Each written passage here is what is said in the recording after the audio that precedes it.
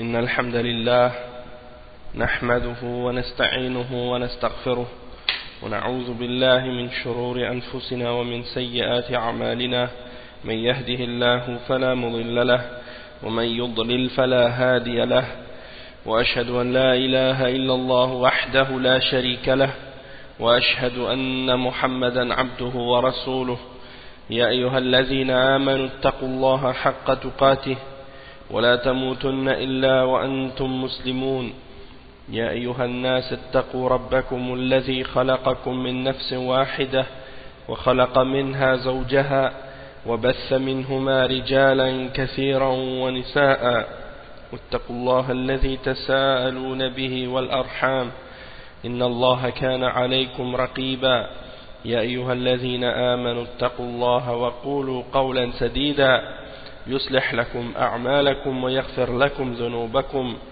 ومن يطع الله ورسوله فقد فاز فوزا عظيما أما بعد إن خير الكلام كلام الله وخير الهدي هدي محمد صلى الله عليه وسلم وإن شر الأمور محدثاتها وكل محدثة بدعة وكل بدعة ضلالة وكل ضلالة في النار أما بعد.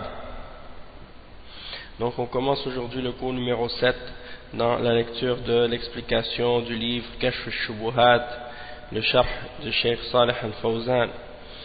Et on est arrivé donc à cette partie où le Cheikh répond aux questions qu'on lui pose. Donc on va lire les questions et les réponses et on va commencer la partie suivante de l'explication du matn de qu'est-ce qui suit. Donc Inch'Allah, la question, la première question, Man yaqulu tibbul qulub wa dawa'uha. Celui qui dit la médecine des cœurs et le remède des cœurs. كلام للشيخ répond, il dit كلام ما هو بصحيح مجمل طب القلوب باتباع الشرع ودواؤها باتباع الشرع ولكن هذا طب بنفسه ودواؤها بنفسه وأنه ينفع ويضر وهذا ما يصلح هذا يوهم يكفي أن تقول اللهم صل على محمد وعلى آل محمد أو تقول اللهم صل على محمد النبي الأمي. Donc ça c'est une question qui a été posée au cheikh par rapport au fait de dire la médecine des cœurs ou bien le remède des cœurs. Et qu'est-ce que le cheikh veut dire exactement par ça? Il dit que c'est une parole qui est ambiguë, que c'est pas correct de dire ça parce que c'est une parole qui peut avoir plusieurs significations. Il dit que le remède des cœurs c'est uniquement en suivant la charia et la guérison des cœurs c'est uniquement en suivant les règles de la révélation. Donc ça c'est un remède en lui-même et c'est une guérison en soi. Donc, qu'est-ce qu'il dit par la suite? Allahu A'lam, j'ai pas bien compris, j'ai pas bien saisi la signification de qu'est-ce qu'il voulait dire par la suite. Ensuite, l'autre question, yuhkamu alayhi bil kufr am la? Est-ce qu'on juge qu'il est dans le kufr ou non? Donc, je pense peut-être que dans cette partie-là, il y a des questions qui ont précédé probablement, ou des choses qui ont précédé qui n'avaient pas été enregistrées et puis à cause de ça, ça n'a pas été transcrit. Donc peut-être qu'il y a des parties des questions qui sont manquantes. Toutefois ici, ils disent la question c'est est-ce qu'on juge à son sujet qu'il est dans le kufr ou non? Et le cheikh il répond kufrun akbar mislu law salla lahum دعاهم أو استغاث بهم وهو يعتقد أنهم شفعاء ويدعوهم لا أنهم يخلقون أو يدبرون يدعوهم ليشفعوا هذا الشرك الأكبر. أما لو طاف بالقبور ويظن أنه مشروع ويقول إنما أقصد الله في طوافي ويقصد أنه مثل الكعبة يجوز الطواف به هذا شرك وبدعة وهذا نادر.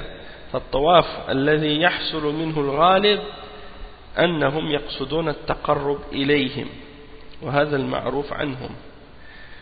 Donc ici le cheikh il répond, il dit que c'est une forme de kufr akbar, comme si par exemple il priait à eux et il leur faisait des du'as et il les appelait à l'aide et au secours dans les moments de détresse, et qu'ils croient que ce sont des intermédiaires et qu'ils les invoquent non pas parce qu'ils peuvent créer ou qu'ils peuvent contrôler l'univers, ils les invoquent pour qu'ils puissent intercéder pour eux.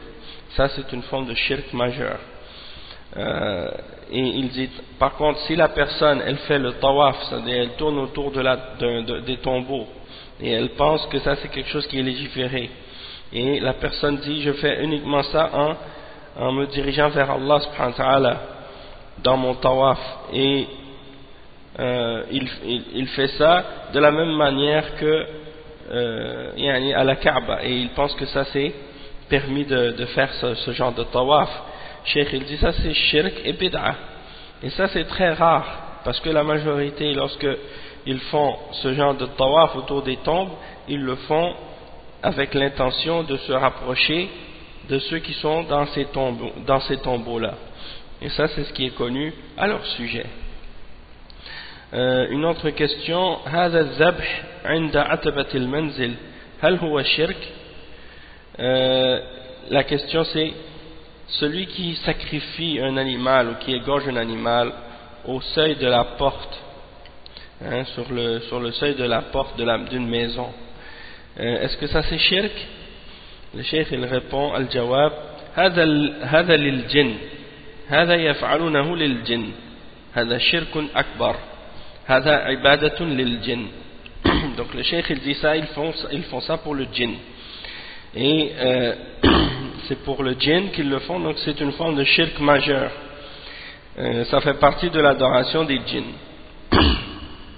Et le cheikh il dit après on lui pose la question إذا كان التقرب للجن فقط, c'est comme si la personne elle continuait la question par rapport à la réponse que le cheikh il vient de répondre. Il lui dit إذا كان التقرب للجن فقط, donc c'est-à-dire ça c'est si c'était dans le but de se rapprocher du djinn seulement. Et le cheikh il répond al-jawab لا هم يقولون للجن حتى يكفون شرهم نذبح لهم حتى لا يؤذوننا في بيوتنا وهذا قصدهم وهذا يفعل في الجنوب ولكن زال والحمد لله. Le cheikh il répond, il dit que c'est pas nécessaire que la personne elle le fasse dans le but de se rapprocher du djinn seulement. Il dit non, parce que eux qu'est-ce qu'ils font en fait, c'est qu'ils disent au djinn, ou bien qu'est-ce qu'ils font comme sacrifice sur le pied de la maison en disant qu'ils veulent repousser le mal du djinn. Donc ils égorgent pour les djinns l'animal pour que les djinns ne leur fassent pas du tort dans leur maison. C'est ça leur but. Et ça c'est quelque chose qui était fait dans le sud, et maintenant ça a été enrayé maintenant. C'est-à-dire les gens maintenant ils le font plus, walhamdulillah. Sauf que dans d'autres pays musulmans, il y a des gens qui font ça. Quand ils construisent une maison ou ils font un projet de construction ou quelque chose comme ça, eh bien ils sacrifient ou ils égorgent un animal à cet endroit-là dans le but de calmer les djinns ou d'apaiser les djinns, ou de faire en sorte que les djinns ne leur fassent pas du tort ou des choses comme ça. Et donc ça c'est courant pour les catégories de personnes qui adorent les djinns. Ensuite, il y a une autre question qui a été posée au cheikh. كثير من الطلبة يفهم من الشرك أنه طلب قضاء الحاجة من الأموات, وأنه إذا طلب من الميت الشفاعة والدعاء يعني يدعو له يقول هذا ليس من الشرك لكن يكون بدعة. Donc l'autre question qui a été posée au cheikh, et ça c'est une question aussi importante, il dit que beaucoup d'étudiants ils comprennent que le shirk c'est le fait de demander aux morts de régler nos besoins et de faire qu'est-ce qu'on a, de nous donner qu'est-ce qu'on leur demande. Et que s'ils demandent aux morts l'intercession et l'invocation, il dit ça c'est un dua pour lui. Donc pour eux ils considèrent que ça c'est pas shirk mais que c'est bid'a. Donc le cheikh il répond الجواب هذا من الشرك الأكبر لا يستطيعون أن يدعوا له ولا يشفعوا له كلهم مرتهنون بأعمالهم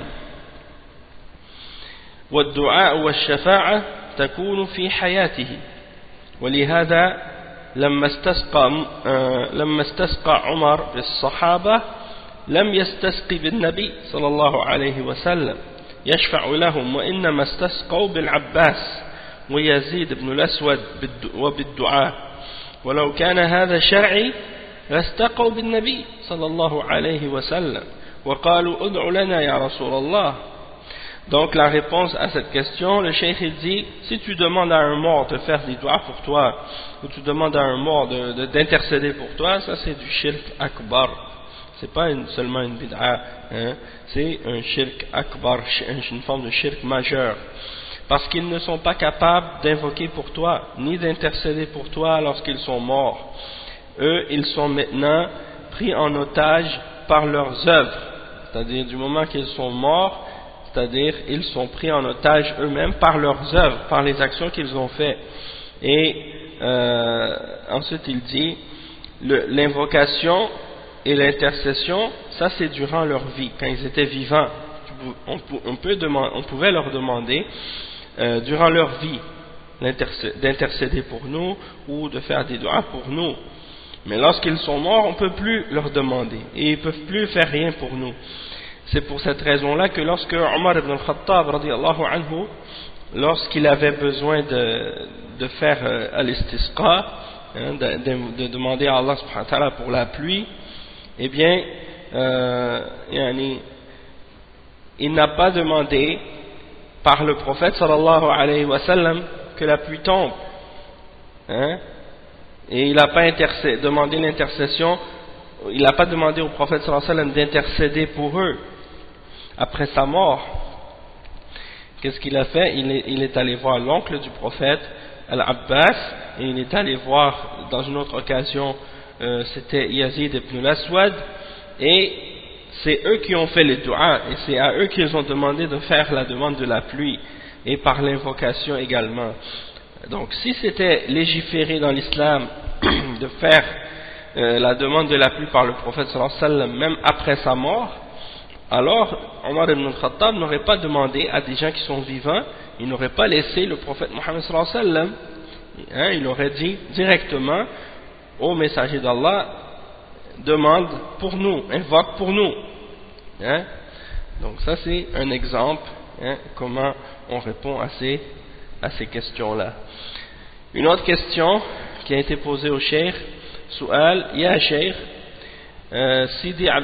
سيدي عبد القادر الجيلاني هذا الذي ذكره شيخ الإسلام كان في أي سنة؟ الجواب أظنه في القرن السادس. ما ذكر الشيخ محمد بن عبد الوهاب عن الشيخ عبد القادر شيء؟ الجواب من العلماء له أغلاط وله أخطاء مثل غيره نسأل الله أن يوفق الجميع. المقصود أن من أهم الأمور في حق المؤمن أن يطلب العلم وأن يتفقه في الدين. Donc le cheikh il dit, on lui pose la question au cheikh à propos de Sidi Abdul Qadir al-Jilani, celui que Ibn Taymiyyah, Cheikh l'Islam Ibn Taymiyyah a mentionné. Il était en quelle année? La réponse, ou bien il ne parle pas d'Ibn Taymiyyah, il parle peut-être du Cheikh Mohammed ibn Abdul Wahhab, celui qu'il a mentionné, parce que dans le texte il a parlé de ceux qui appelaient ou invoquaient Abdul Qadir al-Jilani. Donc celui dont il a parlé, dans quel siècle il est né, ou à quelle année il est né, et le Cheikh il répond, il dit je crois que c'était dans le 6e siècle. Et ensuite une autre question, il dit le cheikh Mohammed ibn Abdul Wahhab n'a rien mentionné à propos de Abdul Qadir. Et Cheikh bin Baz il répond, il dit il fait partie des ulama, il a des erreurs et des fautes comme d'autres que lui, et on demande à Allah subhanahu wa ta'ala de donner le succès à tous. Ensuite le cheikh il commence à faire un petit rappel sur l'importance de la science et de chercher la science. Donc il dit المقصود من أهم الأمور في حق المؤمن أن يطلب العلم وأن يتفقه في الدين وإذا يسر الله له الدروس في العشاء أو في العصر أو في أي وقت فمن نعم الله العظيمة فليحضرها ويستمع ويستفيد ويسأل والله عز وجل يقول في كتابه العظيم شهد الله أنه لا إله إلا هو والملائكة وأولو العلم قائما بالقسط فأولو العلم هم الذين عرفوا الله وعرفوا حقه وعرفوا دينه والعلم لا يحصل إلا بالتعلم يقول وما خلقت الجن والإنس إلا ليعبدون والعبادة لا تكون إلا بالعلم قال النبي صلى الله عليه وسلم من سلك طريقا يلتمس فيه علما سهل الله له طريقا إلى الجنة وقال صلى الله عليه وسلم من يريد الله به خيرا يفقهه في الدين. Donc le cheikh il répond, il dit le but c'est d'expliquer que parmi les choses les plus importantes pour le croyant c'est qu'il recherche la science et qu'il cherche la compréhension de la religion. Et si Allah subhanahu wa ta'ala lui facilite les cours après l'Isha ou après l'Asr ou à n'importe quel autre moment, alors ça fait partie des grandes grâces d'Allah subhanahu wa ta'ala, alors que cette personne-là assiste et qu'elle écoute et qu'elle profite et qu'elle pose des questions. Et Allah azza wa jal il dit dans son livre, dans son grand livre, le verset 18 dans Surat Al-Imran, que Allah est témoin, ainsi que Allah a témoigné que rien ne mérite d'être adoré excepté lui, ainsi que ses anges et ceux qui détiennent la science. Donc ceux qui détiennent la science, ce sont ceux qui ont connu Allah subhanahu wa ta'ala, qui ont connu le droit d'Allah subhanahu wa ta'ala et qui ont connu sa religion. Et la science ne peut être obtenue que par l'étude et l'apprentissage. Il mentionne ensuite le verset 56 dans Surat Al-Zariyat, dans lequel Allah subhanahu wa ta'ala dit et je n'ai créé les djinns et les hommes que pour qu'ils m'adorent. Et l'adoration ne peut être que par la science. C'est-à-dire tu ne peux pas adorer Allah sans la science. Et le prophète sallallahu alayhi wa sallam a dit celui qui emprunte un chemin dans lequel il obtiendra la science, eh bien Allah subhanahu wa ta'ala lui facilitera par ce chemin un chemin vers le paradis.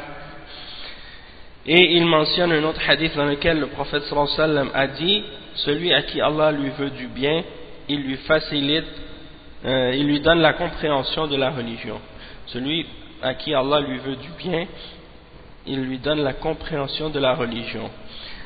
Le cheikh dit ensuite فَالتَّفَقُّهُ فِي الدِّينِ هو طريق العبادة وهو طريق السعادة وهو طريق معرفة ما يحبه الله وما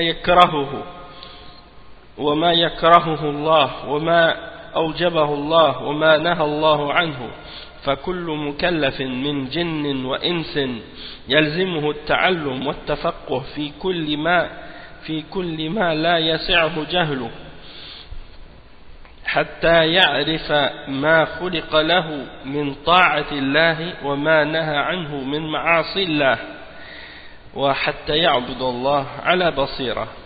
Donc le cheikh il dit que d'avoir la compréhension de la religion c'est la voie de l'adoration et c'est la voie du bonheur et c'est la voie de la connaissance de ce que Allah subhanahu wa ta'ala aime et de ce qu'il déteste et de ce qu'il a rendu obligatoire et de ce qu'il a interdit. Donc toute personne qui atteint l'âge de responsabilité et de compréhension et de conscience, qu'il soit un djinn ou qu'il soit un être humain, il est obligatoire pour lui, il s'impose à cette personne d'étudier et d'apprendre sa religion et de connaître et d'apprendre et de connaître tout ce qu'il n'a pas le droit d'ignorer, hein, hatta ya'rifa ma khuliqa lah, pour qu'il puisse savoir la chose pour laquelle ou le but pour lequel il a été créé, hein, comme parmi les différentes formes d'obéissance d'Allah et la connaissance de ce que Allah lui a interdit parmi les péchés et la désobéissance d'Allah, et pour qu'il puisse adorer Allah subhanahu wa ta'ala avec compréhension. Ça c'est ce qui est obligatoire. Le cheikh il dit هذا واجب على جميع المكلفين من الجن والإنس من الرجال والنساء أن يتفقهوا في الدين وأن يتعلموا، وذلك عن طريق القرآن بتدبر القرآن والإكثار من تلاوته والسؤال عما أشكل، ومن طريق سنة الرسول صلى الله عليه وسلم وأحاديثه، ومن طريق ما يقع من الخطب في الجمع والدروس في المساجد والمواعظ والمحاضرات. هذه هي الطرق التي يعلم بها الدين ويعرف بها ما شرع الله وما أمر الله.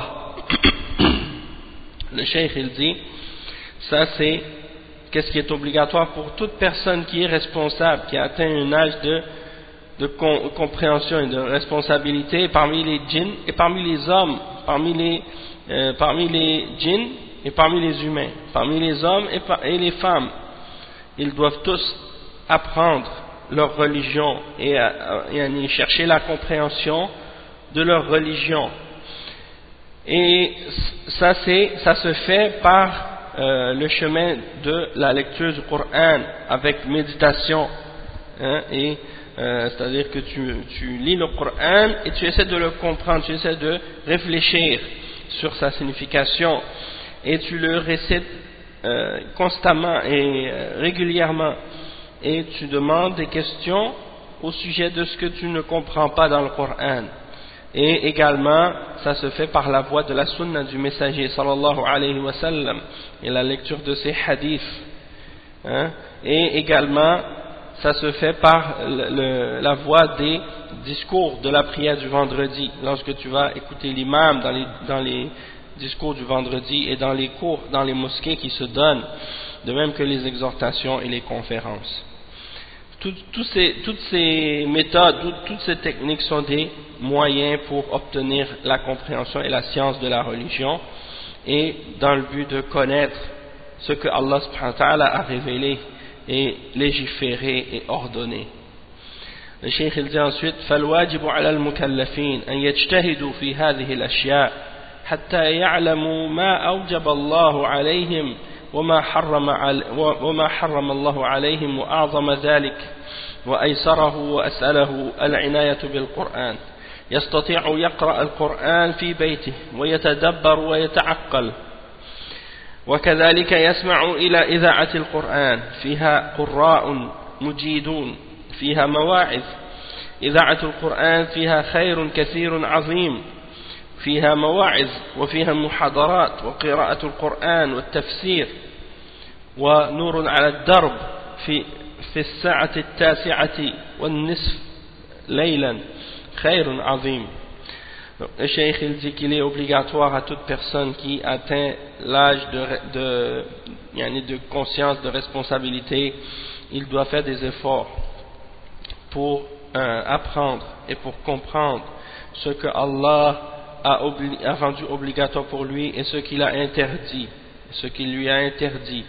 Et parmi les choses encore plus grandes et plus faciles encore, il y a par exemple le fait de se préoccuper et de s'attacher au Coran. Et toute personne est capable de lire le Coran dans sa maison et de réfléchir sur sa signification. De même que la personne peut écouter la radio, la station Ida'atul Qur'an en Arabie Saoudite, et dans cette station de radio il y a des récitateurs qui récitent très bien, et il y a aussi des exhortations. Et Ida'atul Qur'an, cette station de radio, il y a dedans un grand bien, et il y a des exhortations, des conférences, de la récitation du Coran et de l'explication du Coran, de tafsir, Et il y a également l'émission Nourun ala Darb qui passe à 9h30 le soir, et il y a dans cette émission un grand bien. C'est une émission où les ulama assistent et on leur pose des questions sur toutes sortes de sujets, de questions sur différentes choses, et eux ils répondent directement. Donc ça c'est une émission très très intéressante aussi. Après le cheikh il dit فيجب على أهل العلم ويجب على العامة أن يتعلموا الرجال والنساء الجن والإنس. الجن خلقوا لها والإنس خلقوا لهذا. الجن خلقوا لهذا والإنس خلقوا لهذا.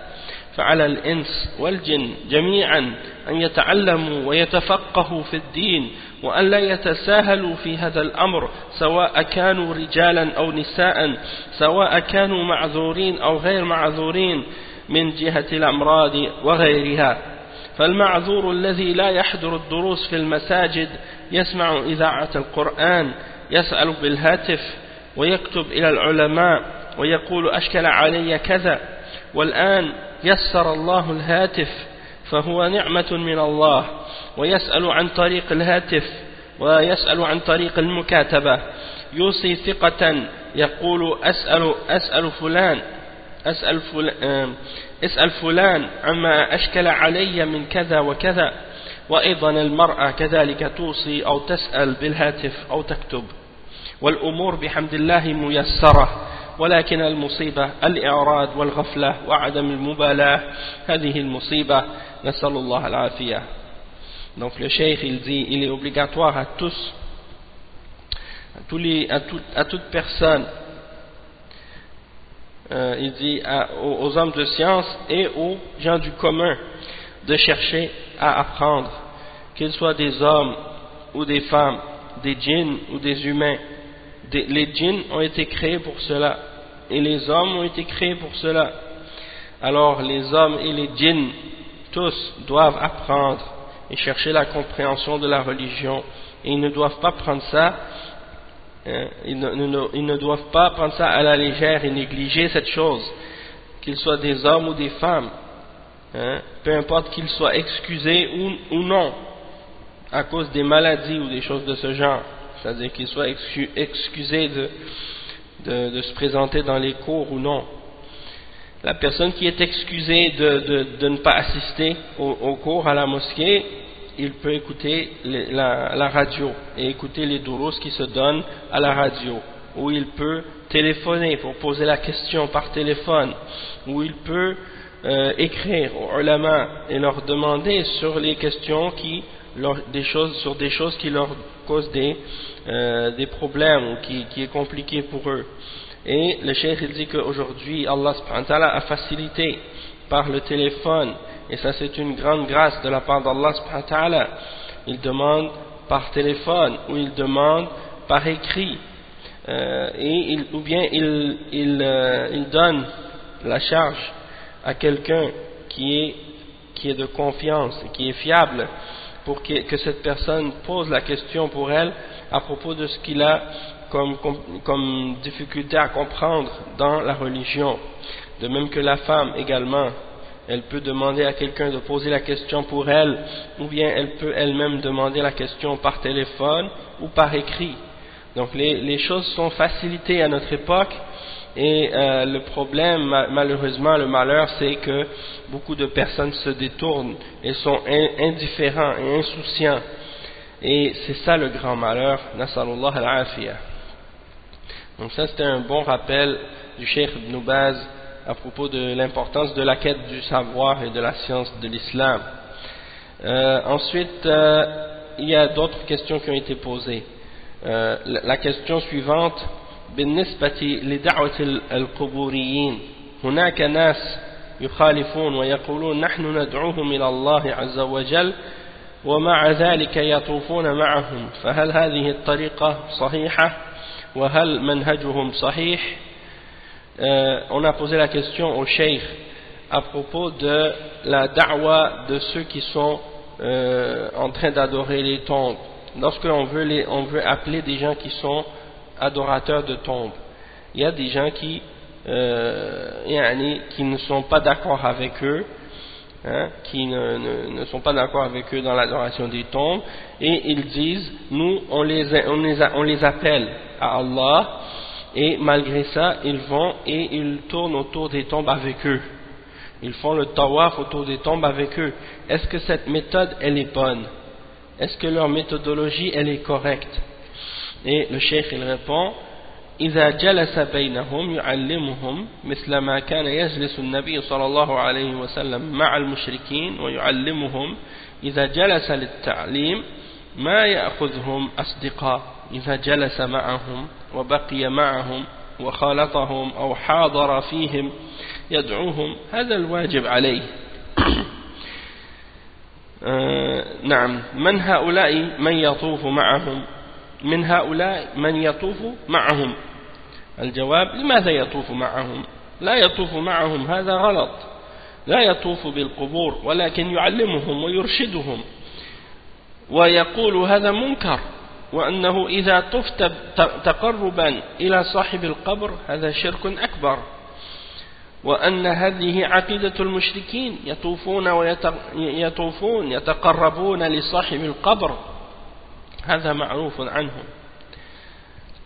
نعم. Donc ils ont posé la question au cheikh à propos de ceux qui disent qu'ils veulent appeler les gens qui adorent les tombes à Allah, puis ils font ça en faisant le tawaf autour des tombes avec eux. Est-ce que cette méthode-là elle est correcte? Et en fait ils parlent de jama'at tabligh, comme on va voir plus tard. La question, donc la réponse du cheikh à ce sujet-là c'est non, il peut, s'il s'assoit parmi eux et il leur apprend, c'est-à-dire il leur enseigne, il s'assoit avec eux et il leur explique, comme le prophète sallallahu alayhi wa sallam s'assoyait avec les mouchriquines et il leur enseignait, donc s'il s'assoit avec eux pour leur enseigner, il ne les prend pas pour amis, il s'assoit avec eux, il reste avec eux, il se mélange avec eux, ou il est présent à leur endroit, il les appelle, ça c'est ce qui est obligatoire. Et la question ensuite c'est, parmi ceux-là, il y en a qui font le tawaf avec eux. Et le cheikh il répond, il dit pourquoi ils font le tawaf avec eux? Non, tu fais pas le tawaf avec eux, ça c'est une erreur. On ne doit pas faire le tawaf autour des tombes et tourner autour des tombes. Mais on leur apprend, on les oriente. On dit ça c'est quelque chose de mauvais. Si tu fais le tawaf en te rapprochant de la personne qui est dans la tombe, eh bien ça c'est une forme de shirk majeur, et ça c'est la aqida des mouchriquines qui font le tawaf et qui cherchent à se rapprocher de la personne dans la tombe, et ça c'est connu à leur sujet. Ensuite il y a une autre question. من يفعل ذلك يقول أن منهجهم الترغيب طوافه معهم دعوة للشرك. Donc la question ensuite, il y en a qui font ça, c'est-à-dire ils font le tawaf avec eux et ils disent que leur méthodologie c'est par l'encouragement, l'incitation à faire le bien, et donc ils vont avec eux, ils font la même chose qu'eux, puis après ça ils essaient de les amener à l'islam. Donc le cheikh il dit le fait qu'ils fassent le tawaf avec eux, ça c'est une da'wa qu'ils font pour le shirk, c'est comme s'ils appelaient au shirk en faisant ça. Et le cheikh on lui pose la question, ya cheikh مثل بعض الدعاة التبليغ في الهند وباكستان يقولون هذا. Il y en a des gens en Inde et au Pakistan parmi les gens de tabligh qui font ce genre de choses, ils disent ce genre de choses, c'est-à-dire ils vont avec ceux qui font le tawaf, ils font le tawaf avec eux pour soi-disant les appeler à l'islam et à appliquer la religion. La réponse, le cheikh il dit ما بلغني عنهم أنهم يطوفون معهم بالقبور ولكن من فعل هذا فهو ضال مضل نعوذ بالله. Donc le cheikh il répond, il dit on ne m'a pas transmis cela à leur sujet qu'ils faisaient le tawaf avec eux autour des tombeaux, mais celui qui fait ça c'est un égaré et un égareur, na'oudhu billah. Le cheikh il dit man nasha'a bi badiyatin aw bi'atin jahiliyah. Il demande la question au sujet de celui qui a grandi dans dans un endroit loin de la ville, comme dans les déserts ou dans la brousse, ou dans un environnement qui est rempli d'ignorance, de jahiliya. Les gens n'ont pas appris, ils n'ont pas entendu parler du Coran et de la Sunna ou de l'Islam correctement, ils ne connaissent pas nécessairement la religion. Le cheikh il répond, il dit يعلم أن هذا شرك أكبر حتى يتوب يقال له هذا شرك أكبر عليك بالتوبة إلى الله. Donc le cheikh il dit on doit apprendre à ce genre de personnes que ça c'est du shirk majeur jusqu'à ce qu'ils se repentent. On lui dit ça c'est du shirk majeur, repens-toi à Allah. مثل ما كان المشركون يطوفون بالقبور ونصبوا عند الكعبة 300 صنم وأرشدهم النبي صلى الله عليه وسلم فالذي أجاب وهداه الله الحمد لله والذي ما أجاب مشرك هذا وأغلبهم جهال خرجوا إلى بدر جهال وإلى أحد جهال تابعوا رؤساءهم قال الله جل وعلا أم تحسب أن أكثرهم يسمعون أو يعقلون إنهم إلا كالأنعام بل هم أضل سبيلا ومع هذا حكم عليهم بالكفر. Donc le cheikh il dit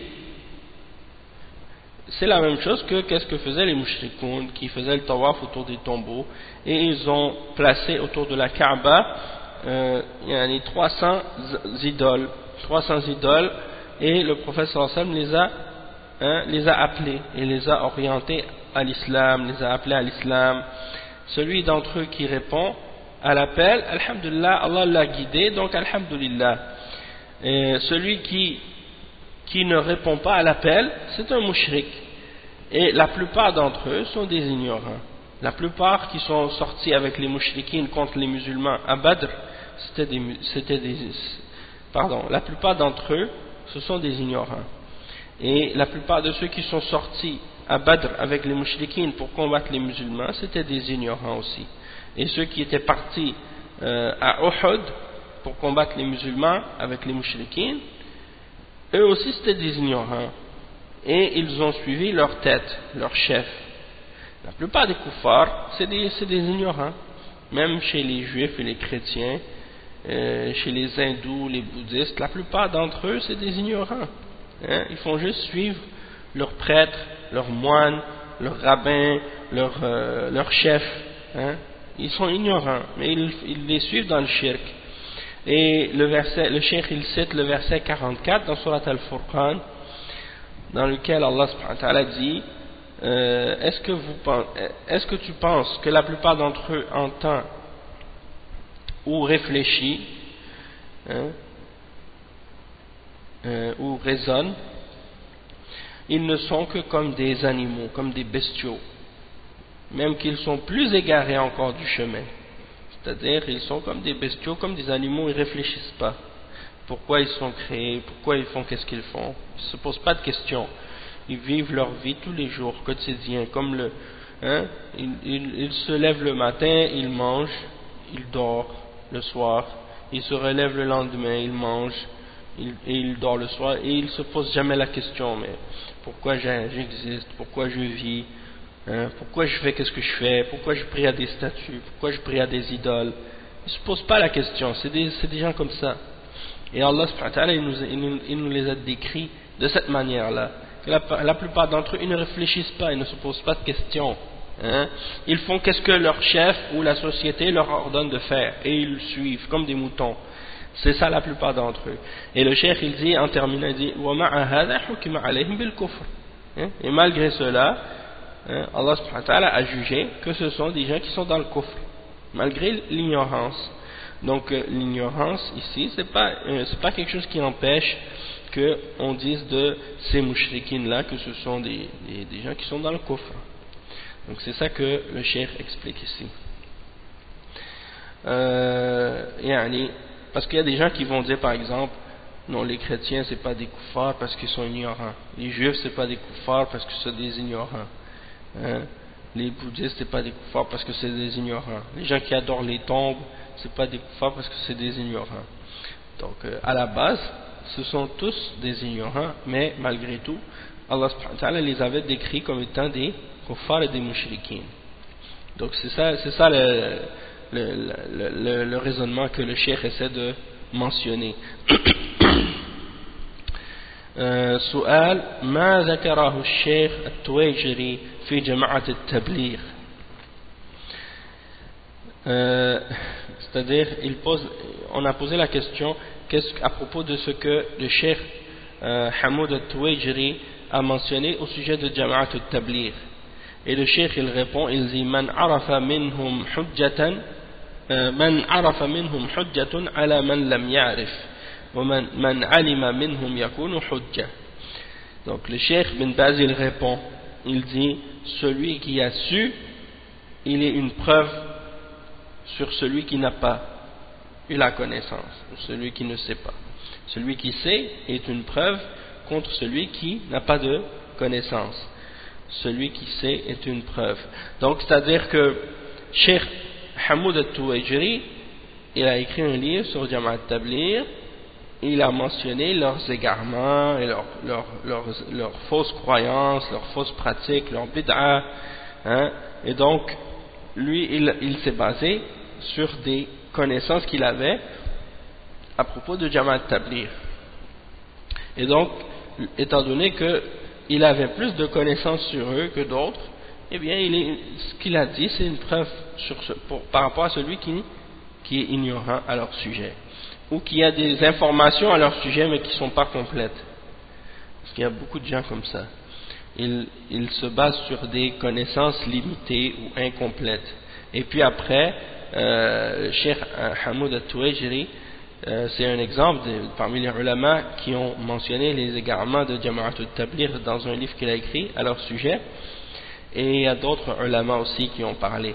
Cheikh Ibn Baz au début on lui avait donné des informations à propos de Jama'at al-Tabligh et on leur avait mentionné du bien, et donc il disait certaines choses de bien par rapport à eux.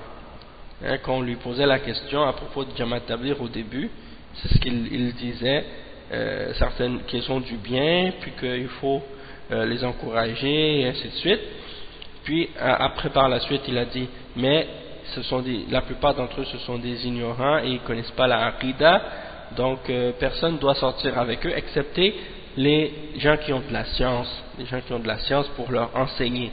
Et puis par la suite il a dit, quand on lui a posé la question à propos de Jama'at al-Tabligh et des Ikhwan, à la fin, avant de mourir, il a dit qu'ils font partie des 72 sectes d'égarement qui sont menacés de l'enfer. Donc c'est pour dire que le cheikh il avait répondu selon la science, et selon la science qu'il possédait à l'époque. Et il y a le cheikh Falah Ismail qui a expliqué une histoire à ce sujet-là, à propos de, je pense, de Cheikh Mohammed Aman Al-Jami et d'autres chouyours. C'est qu'il y avait une visite qui avait été organisée par certains ulama pour visiter le centre de Jama'at al-Tabligh. Et étant donné que c'était une visite organisée, qu'est-ce qui est arrivé? C'est qu'ils ont préparé tout pour la visite de ces chouyours-là, pour leur montrer la meilleure image. Alors qu'est-ce qu'ils ont fait? Ils ont organisé des durus dans Sahih al-Bukhari, dans la mosquée, et ils ont montré toutes des bonnes choses de qu'est-ce qu'ils font, comme si pour montrer qu'ils sont sur la sunna. Et donc quand ils sont arrivés là-bas, les chouyours ont vu des bonnes choses. Alors quand ils sont retournés, ils ont fait un bon rapport sur Jama'at al-Tabligh et ils ont mentionné ce qu'ils ont vu. Donc ça c'était organisé, c'était arrangé. La personne qui part là-bas et qu'il ne va pas comme faire une visite officielle, il va aller sans être invité ou sans prévenir, il va voir une autre réalité, parce qu'ils ne vont pas savoir justement, ils ne vont pas se préparer. Et c'est ça ce qui est arrivé par la suite. Alhamdulillah, il y a d'autres chouyours qui sont partis, qui n'étaient pas invités de cette façon-là, et ils ont vu la réalité de ce qui se passait chez ces gens-là.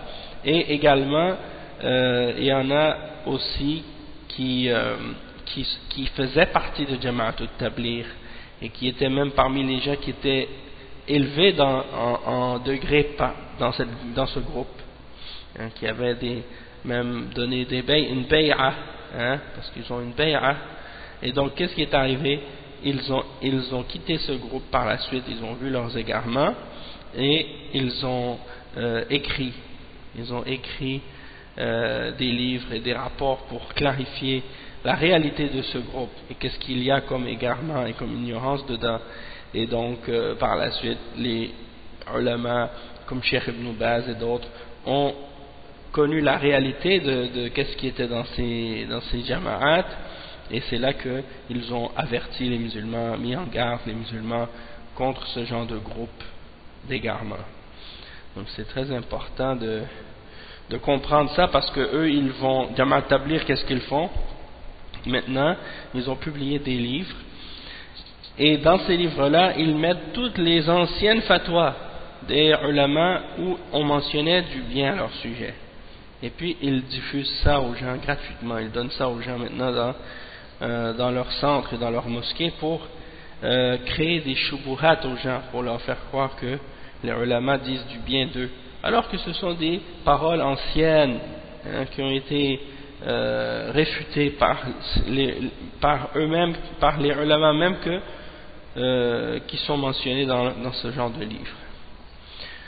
Donc on lui a posé une autre question ensuite. يا شيخ بالنسبة لأهل المخدرات وأهل الخمور مثلا الدخول معهم في أماكنهم أحسن الله إليكم.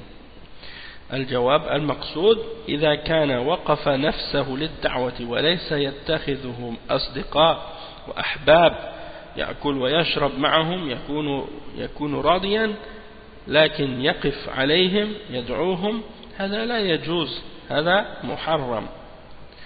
يواعدهم في مكان معين، ينصحهم مثل ما كان النبي صلى الله عليه وسلم يعظ المشركين ويتكلم معهم مثل ما صعد الصفا ودعاهم إلى الله عز وجل.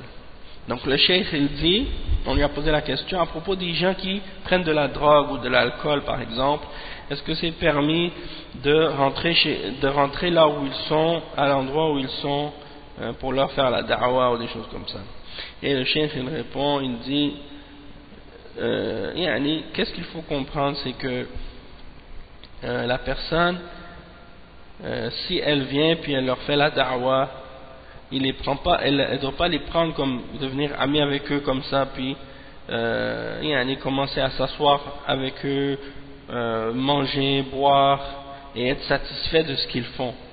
Non, tu viens, tu te tiens, tu les appelles, hein, parce que si tu vas aller t'asseoir avec eux, manger, rester avec eux comme si tu es satisfait de ce qu'ils font, ça c'est pas permis, ça c'est haram.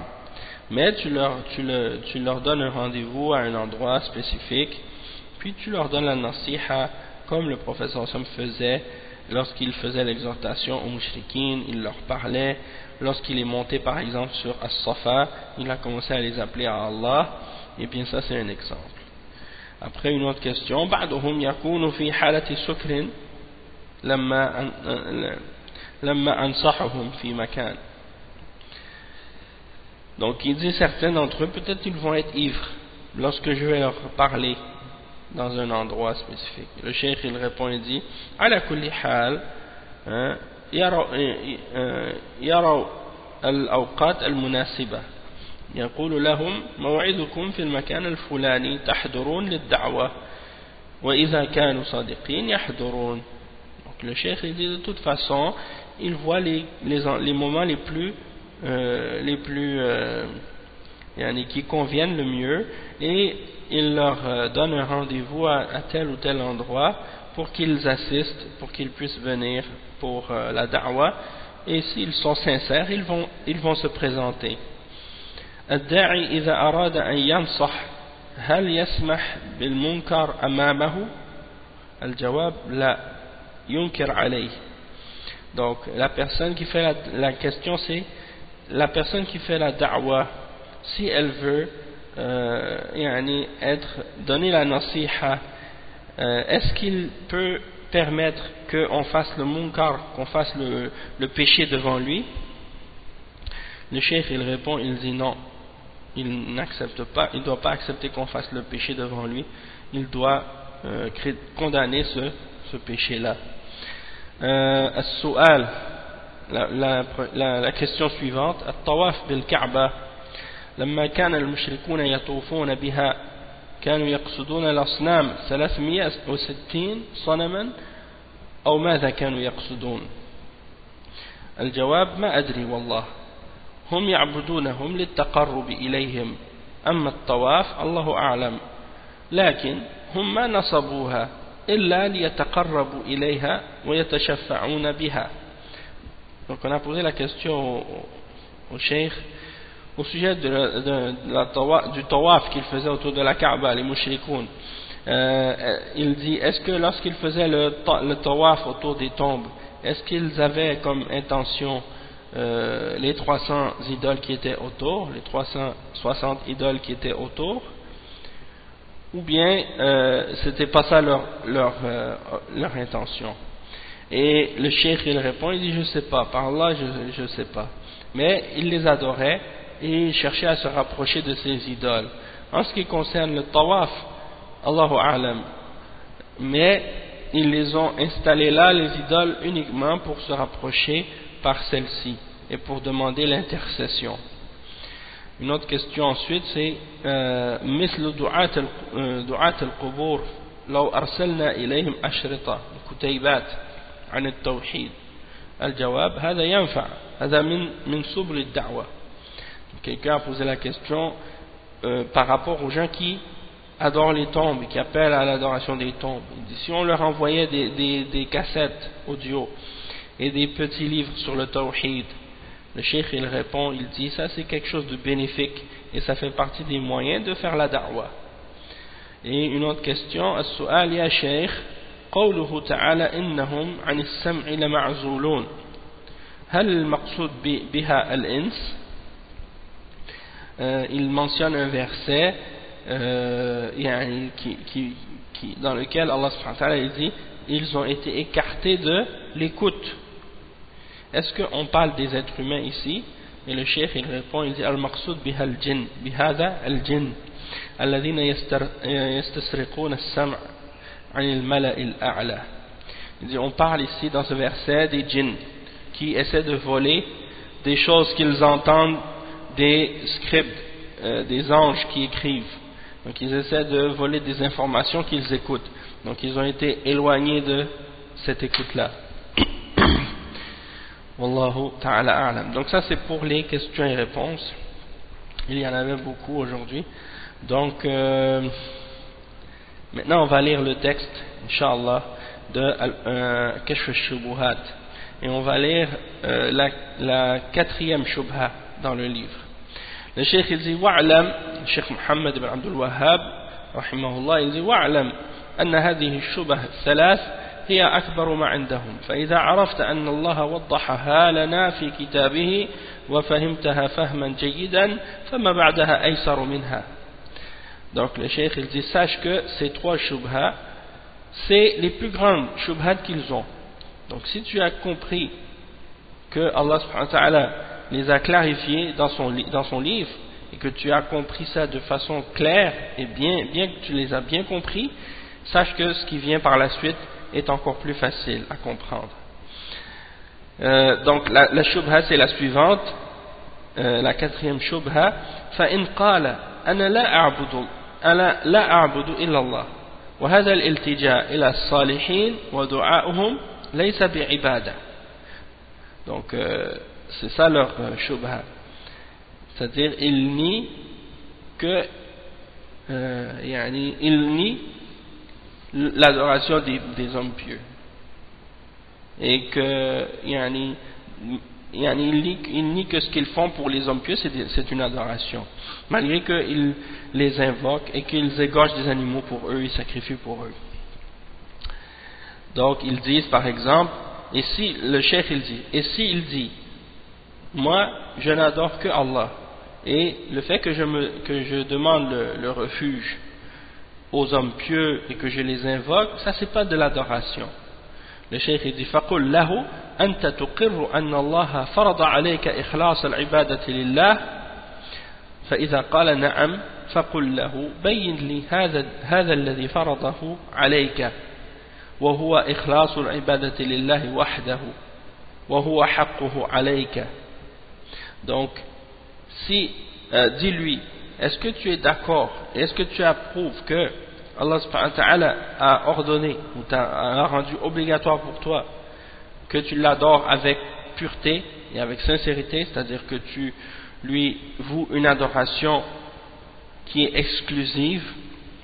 Si il dit oui, alors dis-lui, alors explique-moi, tu lui demandes de t'expliquer, tu dis alors explique-moi ce que Allah a rendu obligatoire pour toi, c'est-à-dire explique-moi qu'est-ce que signifie de purifier l'adoration et de la rendre à Allah, de la rendre exclusive pour Allah seul, et explique-moi quel est son droit sur toi, c'est-à-dire quel est le droit d'Allah sur toi. Le cheikh dit ensuite فإن كان لا يعرف العبادة ولا أنواعها فبينها له بقولك قال الله تعالى ادعوا ربكم تضرعا وخفية إنه لا يحب المعتدين فإذا أعلمته بها فقل له هل علمت هذه عبادة الله فلا بد أن يقول نعم والدعاء مخ العبادة. Donc le cheikh ensuite il dit, si il te dit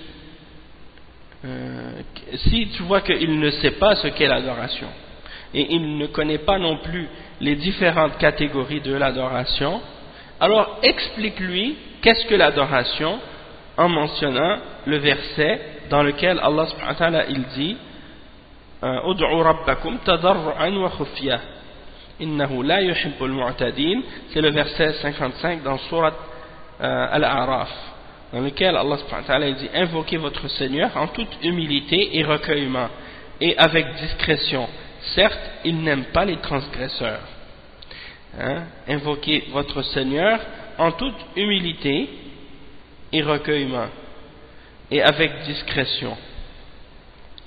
Donc si tu lui as expliqué qu'est-ce que c'est l'adoration, que c'est de faire des doigts, de faire des différentes formes d'adoration, toutes les différentes formes d'adoration qui sont mentionnées dans le Coran et dans la Sunna, tu lui as expliqué ça, alors tu lui dis est-ce que tu sais que de faire les doigts et d'invoquer Allah de cette façon, que ça c'est une adoration?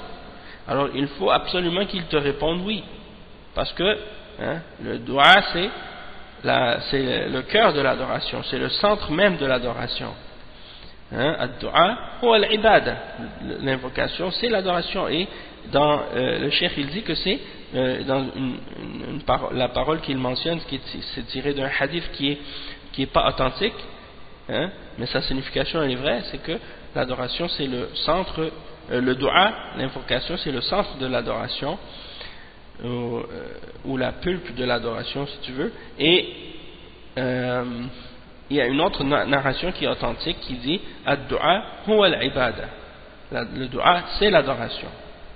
Donc c'est pour dire que s'il dit que l'invocation c'est de faire des invocations pour les hommes pieux, c'est pas une adoration, tu lui mentionnes qu'est-ce que c'est l'adoration et tu lui mentionnes ce verset là, tu lui expliques, si tu ça, est-ce que c'est pas une adoration? Il faut qu'il dise oui. Le cheikh il dit ensuite فَقُلْ لَهُ إذا أقررت أنها عبادة ودعوت الله ليلا ونهارا خوفا وطمعا ثم دعوت في تلك الحاجة نبيا أو غيره هل أشركت في عبادة الله غيره فلا بد أن يقول نعم فقل له فإذا علمت بقول الله تعالى فصل لربك وانحر وأطعت الله ونحرت له هذا عبادة فلا بد أن يقول نعم فقل له إذا نحرت لمخلوق نبي أو جن أو غيرهما هل أشركت في هذه العبادة غير الله فلا بد أن يقر ويقول نعم. فقل له أيضا المشركون الذين نزل فيهم القرآن هل كانوا يعبدون الملائكة والصالحين واللات وغير ذلك فلا بد أن يقول نعم. فقل له هل كانت عبادتهم إياهم إلا في الدعاء والذبح والالتجاء ونحو ذلك وإلا فهم مقرون أنهم عبيده وتحت قهره وأن الله هو الذي يدبر الأمر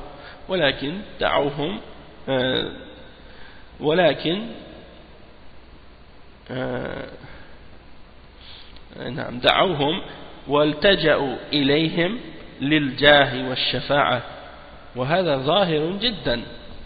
Donc la suite c'est comme si le cheikh il argumente avec eux, il leur mentionne pour leur montrer que ce qu'ils disent c'est une contradiction, pour leur montrer que l'adoration, qu'est-ce que c'est l'adoration, pour qu'ils voient par eux-mêmes leur contradiction. Donc il dit, donc si tu as su que c'est une adoration et que tu invoques, tu as su que l'invocation c'est une adoration, tu es d'accord avec ça, et que tu invoques Allah nuit et jour par crainte et par espoir, puis que par la suite tu invoques pour avoir un besoin quelconque un prophète ou autre, est-ce que dans ce cas-là tu as associé avec Allah dans son adoration? Est-ce que tu as associé avec Allah autre que lui dans l'adoration? Il faut absolument qu'il te réponde oui. Et tu lui dis ensuite, et si tu as su que Allah a dit dans le verset 2 dans Surat Al-Kawthar, et prie pour ton Seigneur et sacrifie pour lui,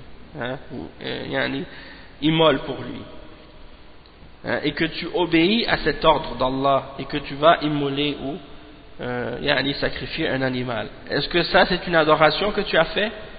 Et il faut absolument qu'il te réponde oui. Alors dis-lui, et si tu as égorgé un animal ou sacrifié un animal pour une créature, un prophète ou un djinn ou autre, est-ce que dans ce cas-là tu as associé avec Allah dans son adoration autre que Allah? Tu as associé d'autre que Allah avec Allah dans l'adoration? Il faut absolument qu'il te réponde oui. Alors tu lui dis également, et les mushrikoun à l'époque du prophète sallallahu alayhi wa sallam, ceux sur qui le Coran a été révélé, c'est-à-dire ceux au sujet de qui le Coran a été révélé, Allah a parlé dans le Coran, est-ce qu'ils adoraient les anges? N'est-ce pas qu'ils adoraient les anges et les hommes pieux et Allah et d'autres également? Il faut absolument qu'ils répondent oui. Alors dis-lui, est-ce que leur adoration pour ces différentes créatures était autre que l'invocation, le sacrifice et la recherche de chercher le refuge en ces créatures-là, et ainsi de suite, parce que sinon eux ils étaient d'accord et ils acceptaient le fait qu'ils sont des esclaves d'Allah et qu'ils étaient sous l'emprise d'Allah subhanahu wa ta'ala, et que Allah subhanahu wa ta'ala c'est lui qui gère tout et qui contrôle tout dans l'univers, mais ils les ont invoqués et ils se sont tournés vers ces créatures-là pour demander la protection et le refuge, parce qu'ils ont un statut et parce qu'ils demandent l'intercession, et ça c'est très très apparent, très clair. Donc c'est ça leurs arguments, les mêmes arguments que vous, c'est-à-dire vous les gens qui adorez les tombes, que vous présentez les mêmes arguments que les mouchriquines à l'époque du prophète sallallahu alayhi wa sallam. Donc maintenant le Cheikh bin Baz il va expliquer maintenant qu'est-ce que le Cheikh Mohammed ibn Abdul Wahhab vient juste de clarifier. Donc il dit Bismillahir Rahmanir Rahim, Alhamdulillah wa sallallahu wa sallam ala rasulihi wa ala alihi wa sahbihi wa sallam tasliman amma ba'd. فإذا عرفت أن هذه الشبه الثلاث قد بان بطلانها وهي أكبر ما عندهم، عرفت أن ما بعدها أهون منها. قدم الشبه الثلاث. Donc le cheikh il dit, donc après l'introduction, au nom d'Allah, tout miséricordieux, le très miséricordieux, louange à Allah et paix et salut sur le prophète Mohammed sallallahu alayhi wa sallam, sur ses compagnons et sur sa famille, et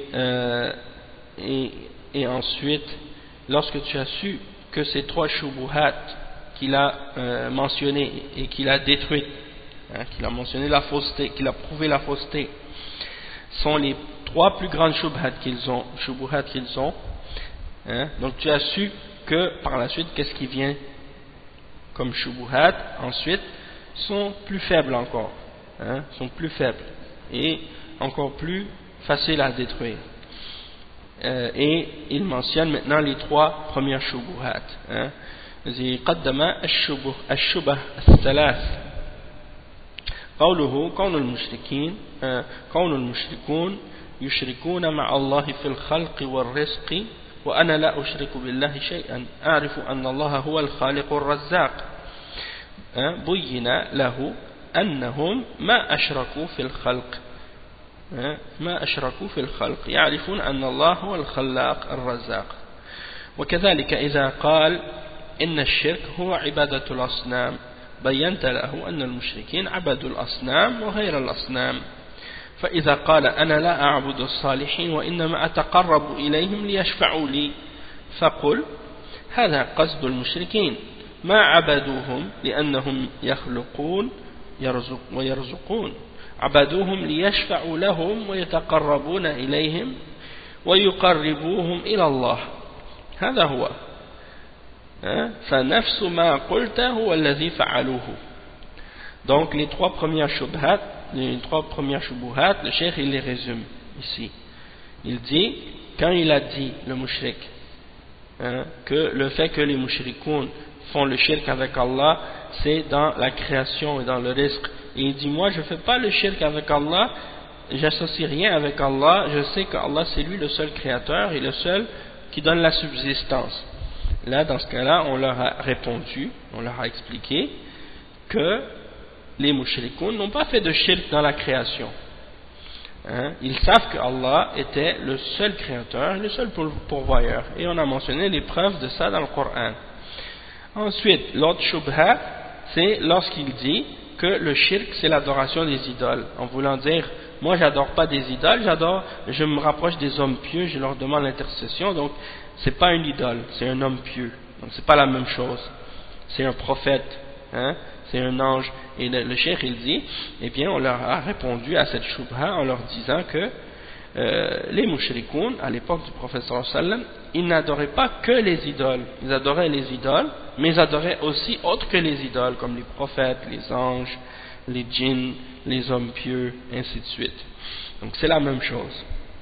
Et la troisième shubha, فإذا قال أنا لا أعبد الصالحين وإنما أتقرب إليهم ليشفعوا لي. Donc si il te dit par exemple le mushrik, ben moi je n'adore pas les hommes pieux, je fais juste me rapprocher d'eux pour qu'ils intercèdent pour moi, pour qu'ils puissent intercéder pour moi. Eh bien tu leur dis, ça c'est exactement la même chose que ce que voulaient les mushrikoun lorsqu'ils adoraient leurs idoles et les hommes pieux et ainsi de suite. Ils ne les adoraient pas comme étant des créateurs ou comme étant quelque chose qui donne la subsistance.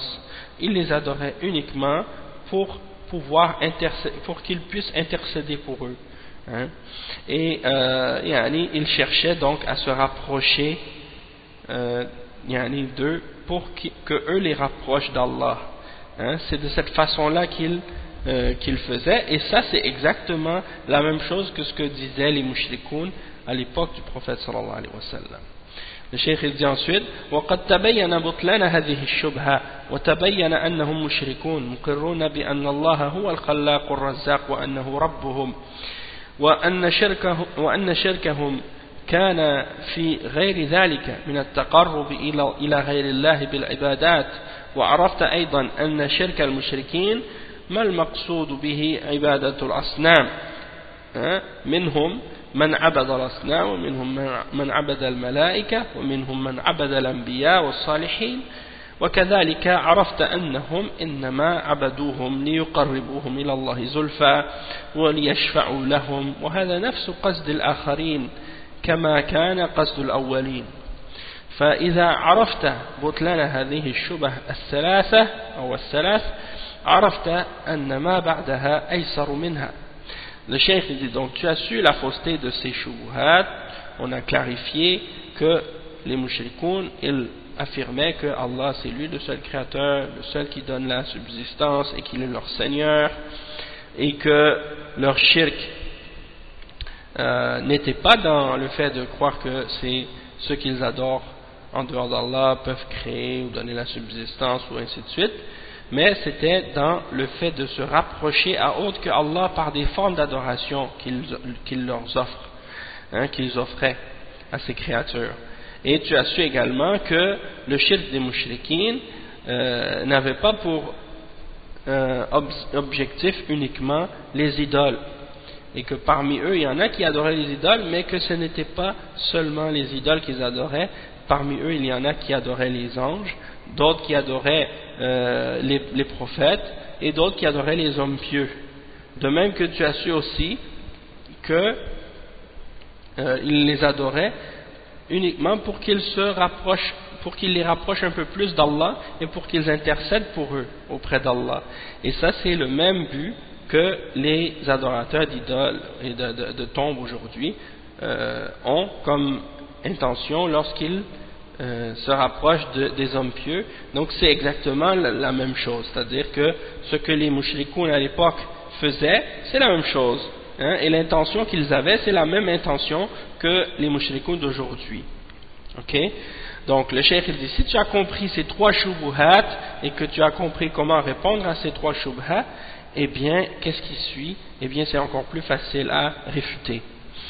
Le cheikh dit ومعلوم أن الأولين يؤمنون بالله وأنه الخلاق الرزاق المدبر للأمور ومع هذا حكم الله عليهم بالكفر وقاتلهم النبي صلى الله عليه وسلم واستحل دماءهم وأموالهم فهكذا من بعدهم.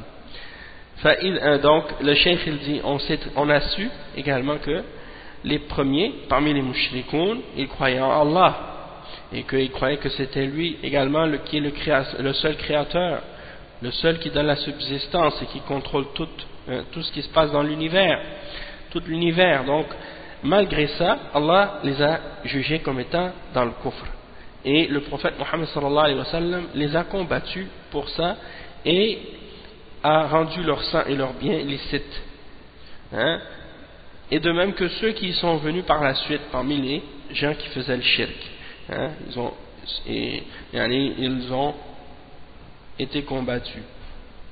Donc le cheikh il dit فإذا قال أنا لا أعبد إلا الله فقل له ما معنى العبادة فسر.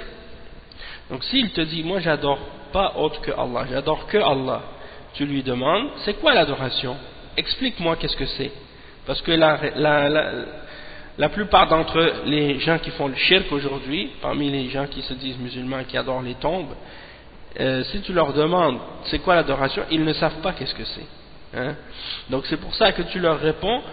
S'ils nient qu'ils adorent autre que Allah, tu leur demandes ok d'accord, c'est quoi l'adoration, explique-moi c'est quoi. فإذا قال أنا أعتقد أن الله الخالق الرزاق فقل له مضى أن هذا أقر به المشركون يقرون بأن الله الخلاق أو الخالق الرازق وأنه ربهم ومدبر أمورهم.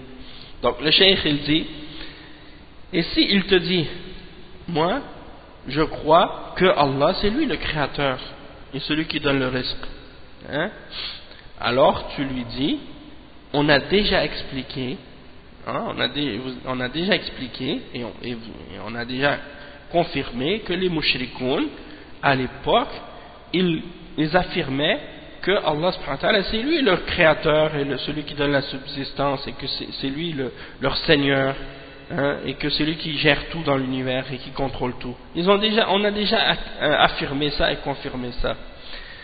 فإن قال أنا لا أعبد إلا الله ولكن أعتقد في الصالحين أنهم يشفعون ويقربون قل هذا هو الشرك الأولين. Fassir ma ma'na ibadatullah. Donc, s'il te dit par la suite, moi je n'adore pas excepté Allah, j'adore personne excepté Allah, mais je crois que les hommes pieux peuvent intercéder pour moi et qu'ils peuvent me rapprocher d'Allah. Alors tu lui réponds et tu lui dis, ça c'est exactement le shirk que faisaient les premiers mushrikines. Alors explique-moi, qu'est-ce que c'est la signification d'adorer Allah? C'est quoi adorer Allah? Tu lui demandes de t'expliquer.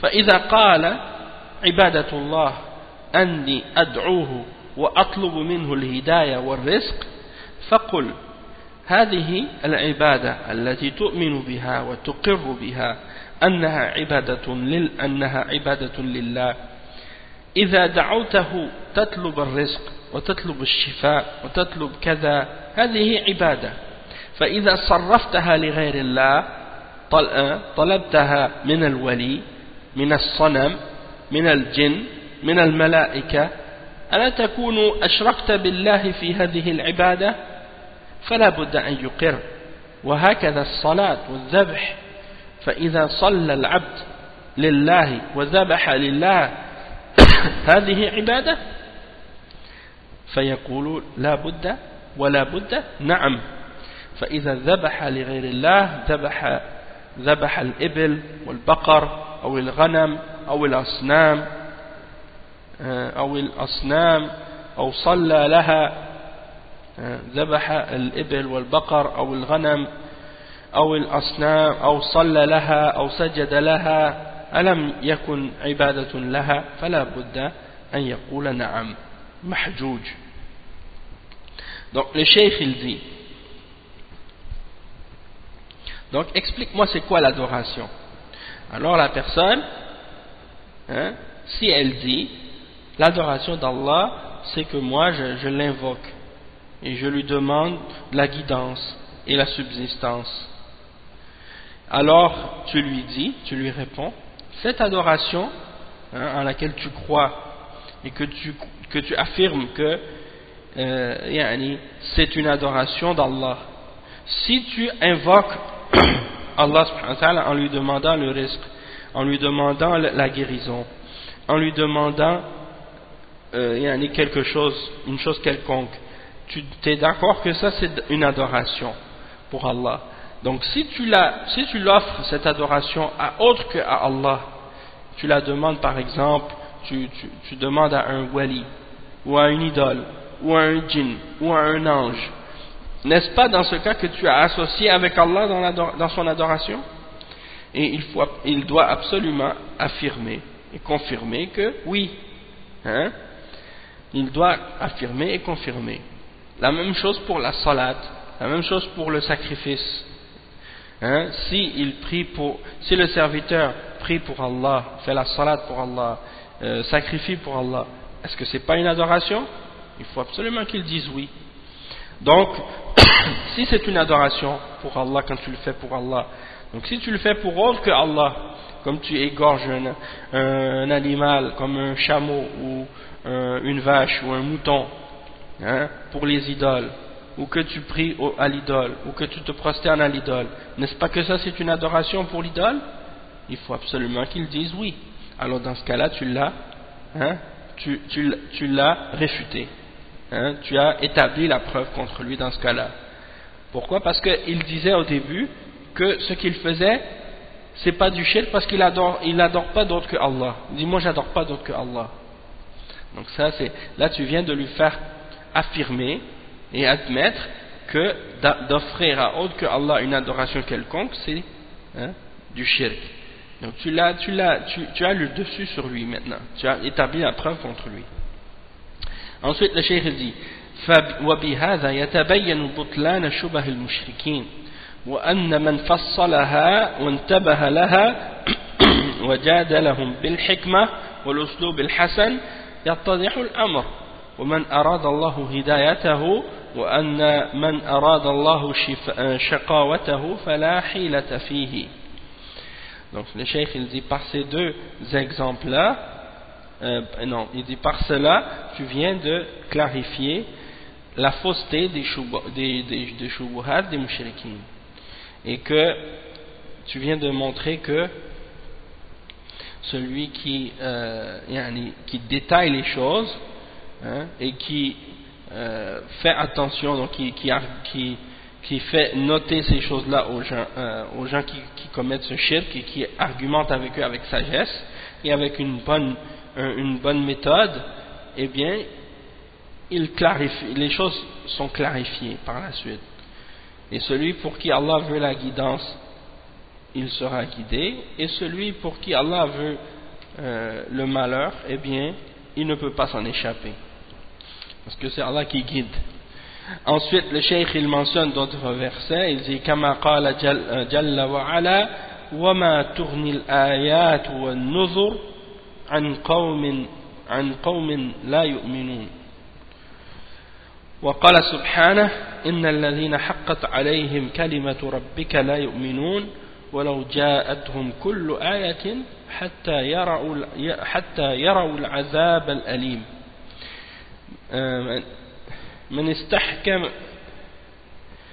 من استحكمت في حقه الشقاوة ما ينتبه يجحد يعاند ولو جاءته كل آية.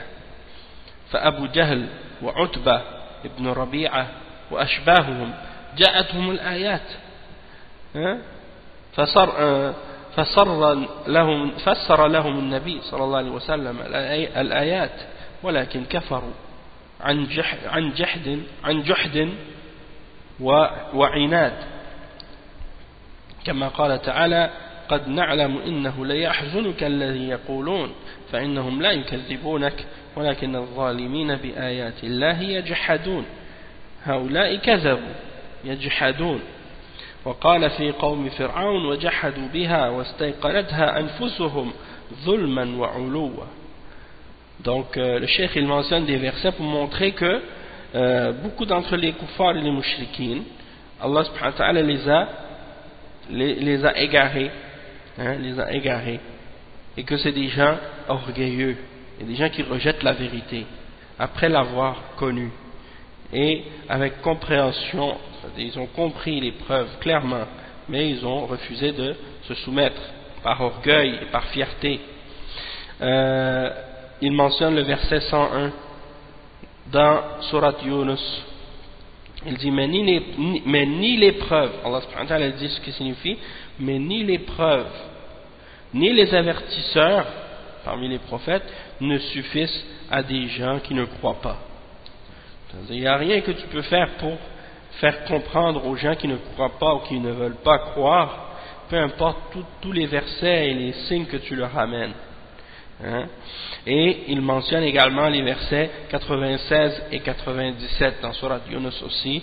Ceux contre qui la parole, c'est-à-dire la menace de ton Seigneur se réalisera, ne croiront pas, même si tous les signes leur parvenaient, jusqu'à ce qu'ils voient le châtiment douloureux.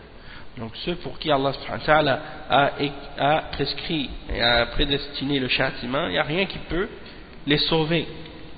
Et il dit Man istahkamat ou man istahkamat fi haqqihi shaqawa, celui pour qui Allah subhanahu wa ta'ala a décrété qu'il sera malheureux parmi les malheureux, il va pas donner aucune attention aux signes.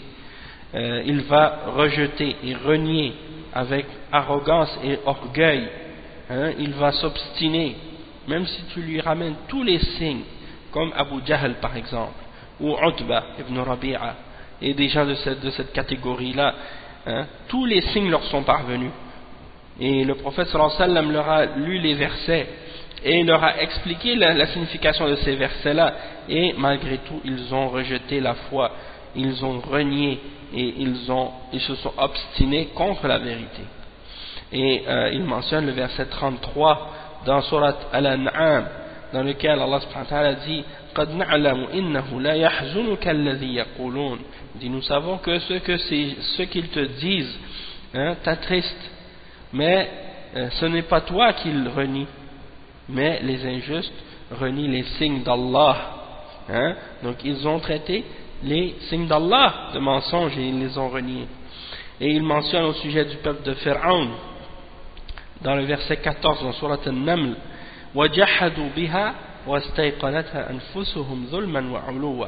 C'est-à-dire ils ont renié les signes alors que en eux-mêmes ils savaient ils avaient la certitude que c'était la vérité, mais ils les ont reniés par injustice et par fierté.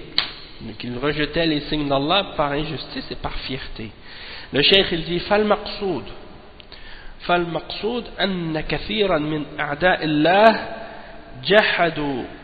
جحدوا عنادا لا عن شك فيما جاء به الرسل، ولكن يحمله الجحد أو حب المال مثل ما فعل بلعام الذي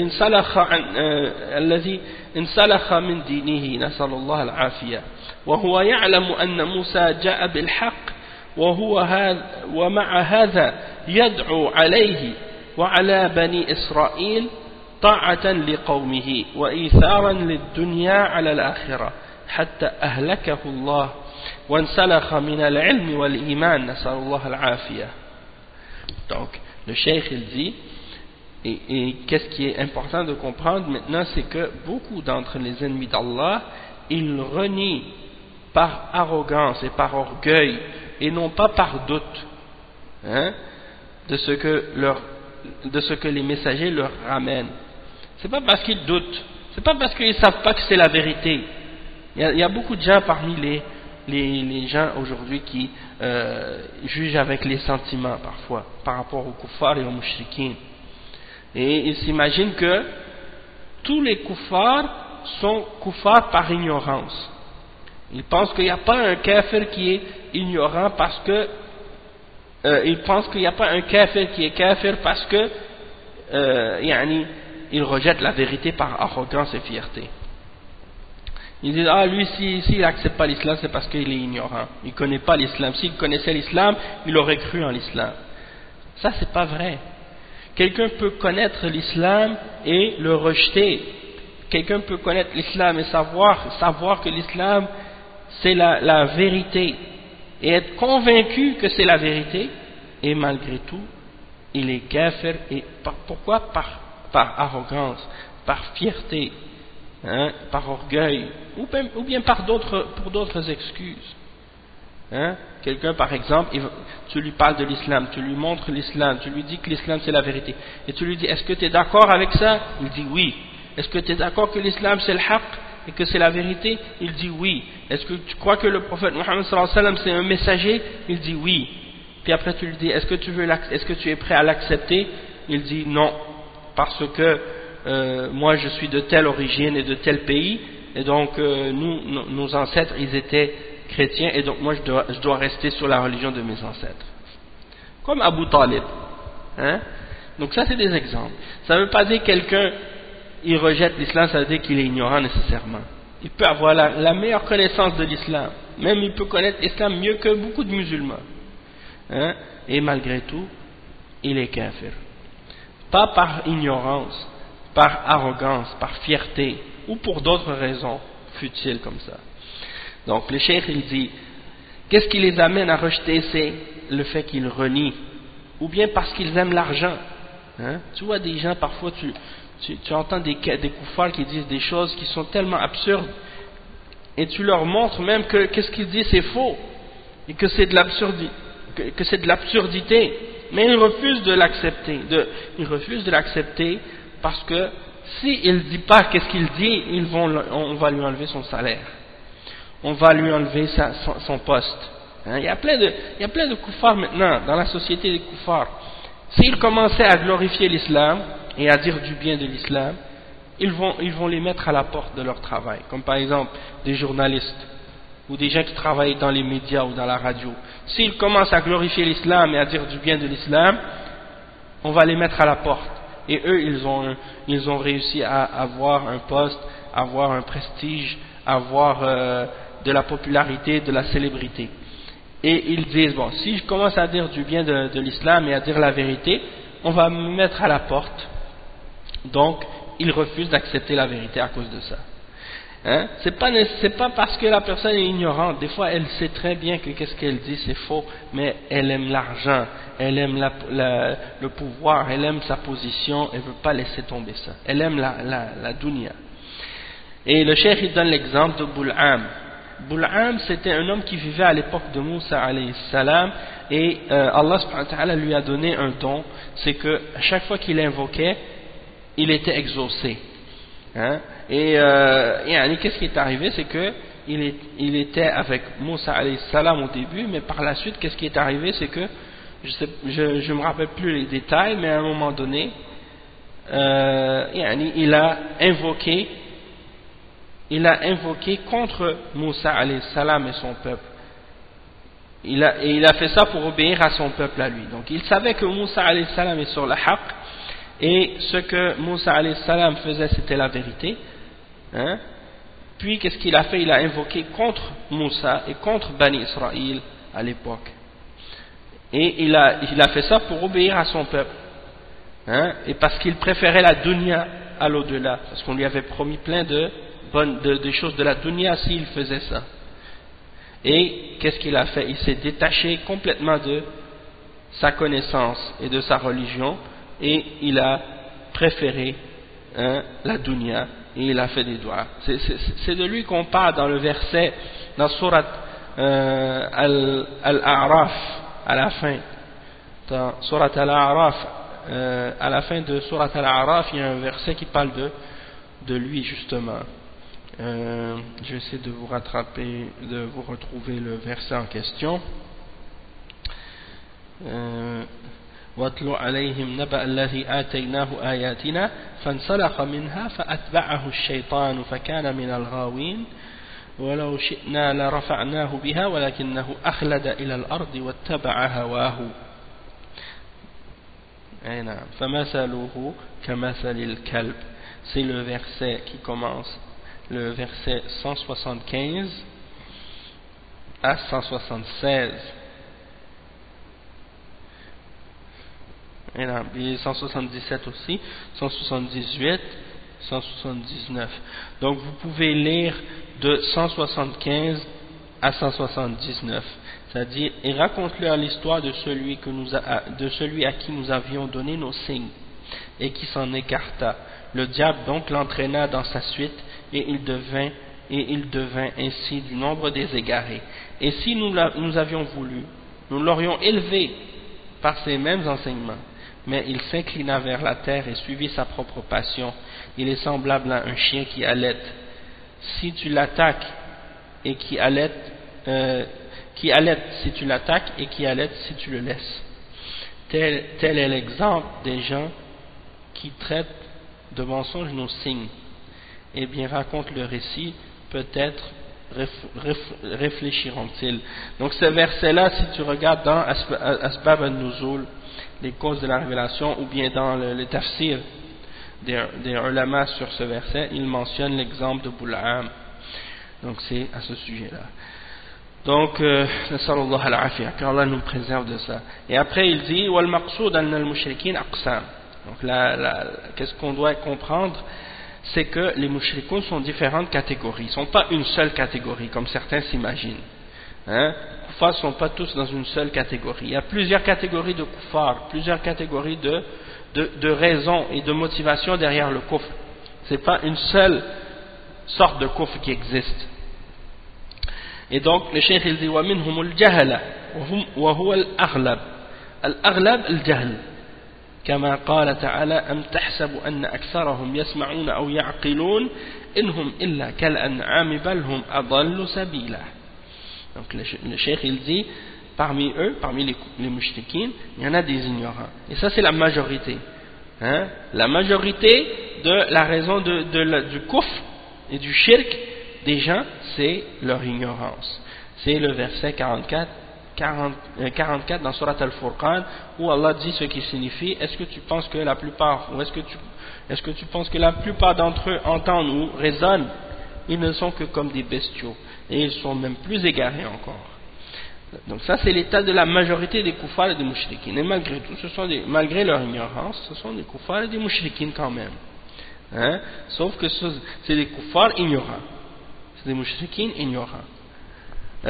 Ensuite, le cheikh dit وَمِنْهُمْ مَنْ يَكْفُرْ جُحْدًا أو جحدا وعنادا وتكبرا وإلا هو يعلم أن الحق مع الأنبياء ومع المؤمنين ولكن يقول أنا ما أتبع هؤلاء ولا أكون تبعا لهؤلاء ولا يرضى أن يكون تبعا للمسلمين تكبرا وعنادا وبغيا أو من أجل مال يعطى إياه أو وظيفة يأخذها ولو أسلم لنزعت منه فيترك الإسلام من أجل الوظيفة أو من أجل المال الذي يتقاضاه أو من أجل محبة الأقارب يكون معهم في كفرهم وما أشبهه كما جرى لكثير من كفار قريش وغيرهم حملهم البغي والحسد والجحود والتكبر على إنكار الحق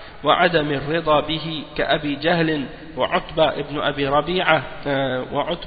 ابن ربيعة وشيبة ابن ربيعة وغيرهم ومثل أبي طالب عم النبي صلى الله عليه وسلم وما أشبههم.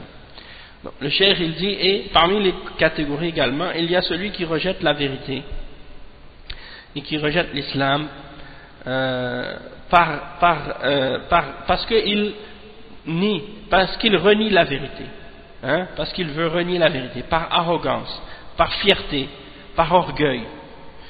Mais au fond de lui-même, il sait que la vérité est avec les prophètes et avec les croyants. Mais il dit, moi je ne veux pas suivre ces gens-là. Et je ne veux pas être derrière ces gens-là, je ne veux pas les suivre. Et il n'est pas satisfait de suivre les musulmans par fierté, par orgueil, par arrogance. Peut-être qu'il y en a comme ça. Donc il dit, moi je ne veux pas suivre ces gens-là. Pourquoi? Parce qu'il a du mépris en lui-même contre les musulmans. Et il se pense supérieur. Alors à cause de ça, il est fier, il est arrogant. Il ne veut pas devenir musulman parce qu'il s'imagine qu'il est plus évolué, plus civilisé à cause de ça. Ou bien il refuse d'accepter l'islam parce qu'on lui donne de l'argent, ou parce qu'il a un poste, ou parce qu'il a une situation. Et donc il dit, mais si je deviens musulman, je vais perdre tout ça. Les gens vont me voir comme étant mauvais, ou bien comme étant faible, ou des choses de ce genre. C'est quelqu'un comme par exemple quelqu'un qui est haut placé, comme le pape, ou comme par exemple une personne qui est haut placée dans la société des koufars de l'Europe ou de d'autres pays parmi les pays du Kufr, qui sont dans des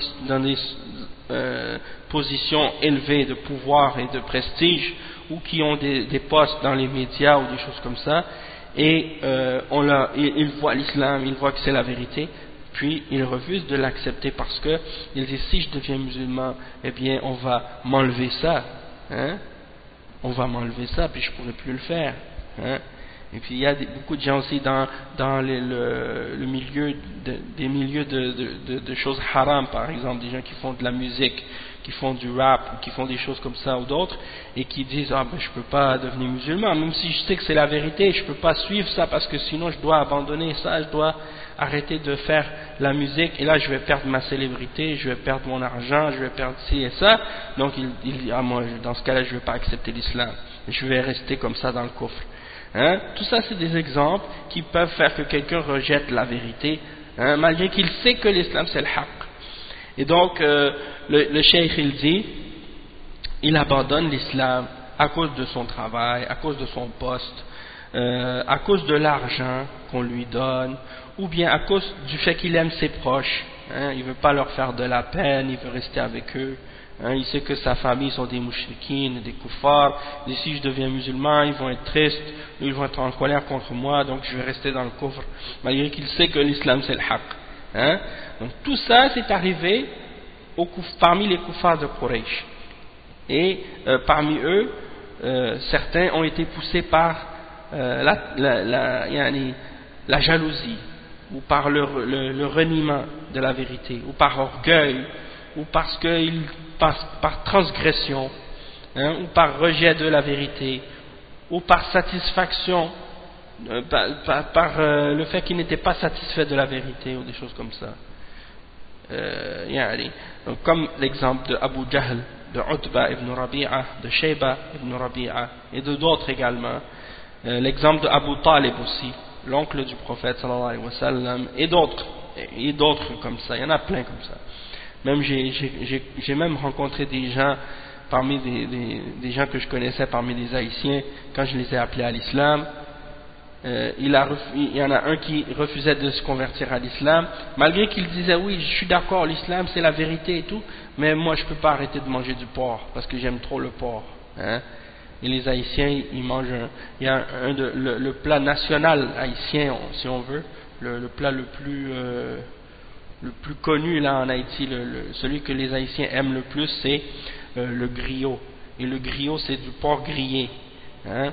Et donc ils aiment tellement le griot là, c'est comme il y en a qui à cause de ça, c'est comme lui, il me disait moi je peux pas arrêter de manger du griot, donc je veux pas accepter l'islam, hein. Malgré qu'il dit oui, je sais, l'islam c'est la vérité, mais je peux pas me passer de ça.